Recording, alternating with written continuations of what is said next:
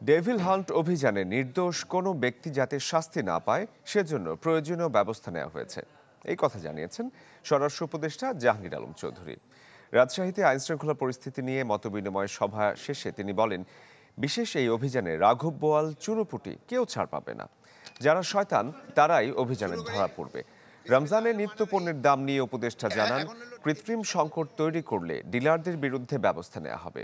সভায় সেনাবাহিনী, RAB, BGB ও police কর্মকর্তারা উপস্থিত ছিলেন।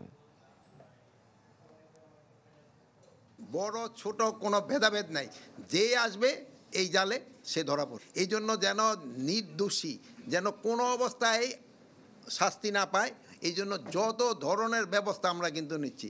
আমরা শুধু এই থানার ইসেদের উপরে আমরা কিন্তু ছাড়ি নেই, এটা আমাদের ইভেন এই যে আইজি সাহেব এখানে আছেন, ওনার ওখানে কিন্তু একটা কমিটি করে দেওয়া হয়েছে। ঢালাইয়ের সেরা প্রিমিয়ার সিমেন্ট।